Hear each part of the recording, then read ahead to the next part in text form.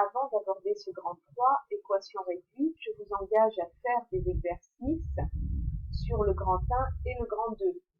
Par exemple, ce sont le numéro 19, le numéro 9, le numéro 16.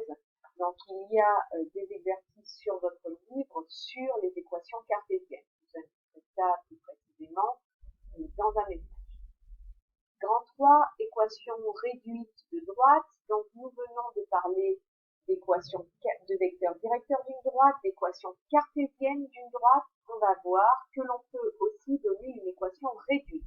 Il y a bien sûr un lien entre les équations cartésiennes et les équations réduites de droite. Propriété. Toute droite D a une équation de la forme. Alors ici, on a deux cas. Soit de la forme y égale mx plus p, lorsque la droite n'est pas parallèle à l'axe des ordonnées. Donc lorsqu'on est dans ce cas-là, on a une équation de la droite qui est de la forme y égale mx plus p, ou de la forme x égale c, lorsqu'elle est parallèle à l'axe des ordonnées.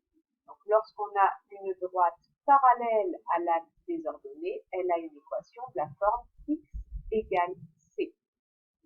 Ces deux formes sont appelées équations réduites de la droite D. Ce n'est donc pas une équation cartésienne. Vous remarquez qu'une équation cartésienne est de la forme ax plus by plus c égale 0. On dit une équation cartésienne car une droite a une infinité d'équations cartésiennes, mais elle a une unique équation réduite que l'on va déduire de l'équation cartésienne. Cette équation réduite est soit de la forme y égale quelque chose, soit de la forme x égale quelque chose.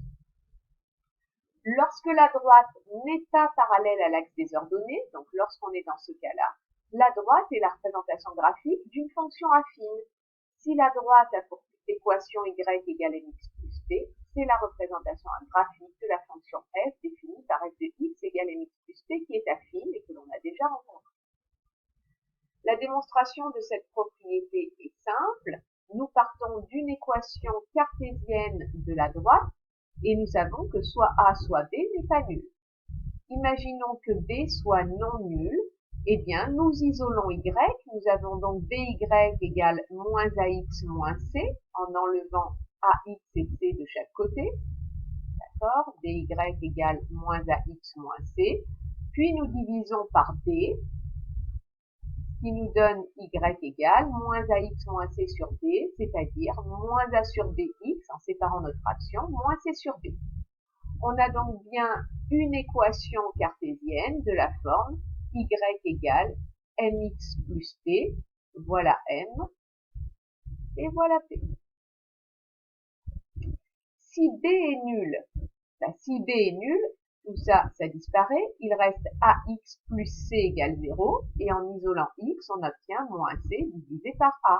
On a donc bien une équation de la forme x égale quelque chose, ce que j'ai appelé c. C'est pas le même c, d'accord, c'est pas le même c qu'ici. Donc, soit une droite aura une équation de la forme y égale 2x plus 3, par exemple, soit, si elle n'est pas parallèle à l'axe des ordonnées, soit, si elle est parallèle à l'axe des ordonnées, elle peut avoir pour équation x égale 2,5, par exemple. Ça veut dire que tous les points de la droite ont pour abscisse 2,5. Et là, ça veut dire que tous les points de la droite ont une ordonnée qui est égale à 2 fois leur abscisse plus 3. Bien sûr, on peut toujours passer d'une équation cartésienne à une équation réduite et réciproquement. Je vous donne un petit exemple. Imaginons qu'on ait comme équation cartésienne 3x plus y moins 1 égale 0. Il suffit d'isoler y sera égal à moins 3x plus 1 et on a une équation réduite. Réciproquement, si je vous donne l'équation réduite y égale 2x plus 3, une équation cartésienne, c'est 2x moins y plus 3 égale 0. Il suffit d'enlever y de chaque côté. Propriété et définition. Soit D, une droite qui a pour équation réduite y égale mx plus p. On dit que M est la pente de la droite, ou le coefficient directeur de la droite. Nous en avons déjà parlé pour tracer les représentations graphiques de fonctions affines. Ce coefficient directeur, cette pente, est constant, est toujours égal à YB moins YA sur XB moins XA. Cette formule est fondamentale. Si je connais deux points de la droite AB, eh bien, c'est la différence des ordonnées sur la différence des abscisses. Vous retrouvez le vertical sur horizontal que l'on avait pour tracer la représentation graphique d'une fonction affine. Ici, lorsqu'on a les points A et B, YB moins YA, c'est cette différence-là, c'est le déplacement vertical, divisé par XB moins XA, c'est cette différence-là, c'est le déplacement horizontal. C'est le coefficient directeur de notre droite. Et P, c'est l'ordonnée à l'origine. Démonstration, lorsqu'on a A et B, deux points qui n'ont pas la même abscisse, et puis mon équation réduite.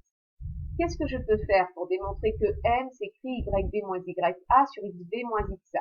Bien, je sais que A est un point de la droite, donc je peux remplacer les coordonnées de A ici, mettre YA et XA, l'égalité sera vraie, puisque le point est sur la droite. J'ai donc YA égale MXA plus P.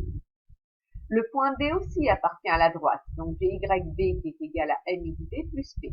Je fais la différence des deux, ça moins ça. Je vais avoir YA moins YB qui va être égal à cette quantité moins celle-ci. Donc MXA plus P moins MXB plus P. Je distribue le moins, j'obtiens MXA plus P moins MXB moins P. Donc les plus P moins P s'éliminent, il me reste MXA moins MXB. Je factorise M et il me reste M facteur de XA moins XB. J'ai donc YA moins YB égale M fois XA moins XB. Donc en divisant par XA moins XB, j'obtiens M égale YB moins YA sur XB moins XA. M, c'est ce qu'on a appelé le taux de variation pour une fonction affine. C'est exactement la même chose avec f de x2 moins f de x1 sur x2 moins x1. Alors, premier exemple, imaginons que D est une équation de la forme y égale 2x moins 3. Eh bien, M, le coefficient directeur, ici c'est 2, et l'ordonnée à l'origine P, c'est moins 3. Deuxième exemple, nous allons déterminer des équations de droite étant donné deux points. Donc, dans l'exemple 2, on vous donne A qui a pour coordonnées 2, moins 1, et B qui a pour coordonnées moins 1, 5. On vous demande de déterminer M et P. Alors, vous vous souvenez, pour M, YB moins YA sur XB moins XA. J'entends déjà vos questions, j'y réponds. On peut bien sûr écrire YA moins YB, à condition ici de commencer aussi par le point A, parce que si je prends l'opposé au numérateur, prendre l'opposé au dénominateur. L'ordre des points n'a pas d'importance. M est donc égal ici, alors je vais choisir de commencer par B par exemple, donc on a dit YB, donc 5, moins YB, YB moins YA, 5 moins 1, sur XB moins 1, moins XA, moins 2. J'obtiens donc M égale 6 sur moins 3, c'est-à-dire moins 2. J'ai donc une équation de la forme Y égale moins 2X plus P. Alors comment est-ce que je détermine P? Eh bien, j'utilise l'un des deux points de la droite. Vous savez par exemple que A appartient à la droite AB, donc ses coordonnées doivent vérifier l'équation de la droite. YA doit être égal à moins 2XA plus P. Je remplace XA et YA, j'ai moins 1 qui doit être égal à moins 2 fois 2 plus P, c'est-à-dire moins 1 qui doit être égal à moins 4 plus P. Donc en ajoutant 4 de chaque côté, j'obtiens P égale 3. Et finalement, j'ai pour équation Y égale moins 2X plus 3. Voilà une première façon de donner l'équation réduite de la droite. Deuxième méthode que l'on a déjà vue pour une équation cartésienne, un point M appartient à la droite AB, si et seulement si les vecteurs AM et AB sont colinéaires, donc il suffit de donner leurs coordonnées. Donc xm moins xa, c'est-à-dire 2, j'ai enlevé 2 ici, et ym moins 1, donc plus 1. Et AB a pour coordonnées xb moins xa, donc moins 1, moins 2, moins 3, 5 moins moins 1, 6. Donc ces deux vecteurs doivent être collinéaires. C'est donc équivalent à dire que leur déterminant est nul. Produit en croix, 6x moins 2, moins 3y plus 1, égale 0. Je distribue 6x moins 12, et attention, moins 3 plus 3, et je distribue mon plus 3y plus 3 égale à 0. Et j'obtiens 6x plus 3y moins 9 égale à 0. Donc ça, c'est une équation cartésienne de ma droite AB. Et si je veux une équation réduite, je vais isoler y, enfin l'équation réduite, pardon, je vais isoler y, j'ai 3y égale moins 6x plus 9, et en divisant par 3, y égale moins 2x plus 3. Et voilà l'équation réduite. Donc une équation cartésienne et l'équation réduite de la droite AB. Exemple 3. Alors, c'est vrai que là, j'avais mal posé mon exemple. Je vous ai dit déterminer l'équation. Alors, quand on dit l'équation, c'est sans doute l'équation réduite. J'aurais pu vous dire une équation cartésienne ou l'équation réduite. Même chose pour l'exemple 3. Je vous demande l'équation. Donc, c'est l'équation réduite. Et là, lorsqu'on regarde A et B, on s'aperçoit que xa égale xb, c'est-à-dire que si je place mes points dans un repère, j'ai A qui a pour coordonnées 2, moins 1, donc A est ici à peu près, et B qui a pour coordonnées 2, 5, donc B est ici. Ils ont la même axe, une droite qui est parallèle à l'axe des ordonnées. Donc l'équation réduite de ma droite AB, c'est x égale 2. Que vous allez retrouver si vous reprenez la méthode qui est ici, la méthode 2, AM et AB collinéaires.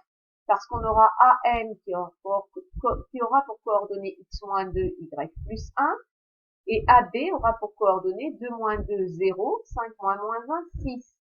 Et ce déterminant est nul si et seulement si on a 6x moins 2 moins 0, y plus 1 qui est égal à 0. Alors, tout ça, ça fait 0, et il reste 6x moins 12 égale 0, c'est-à-dire x égale 2.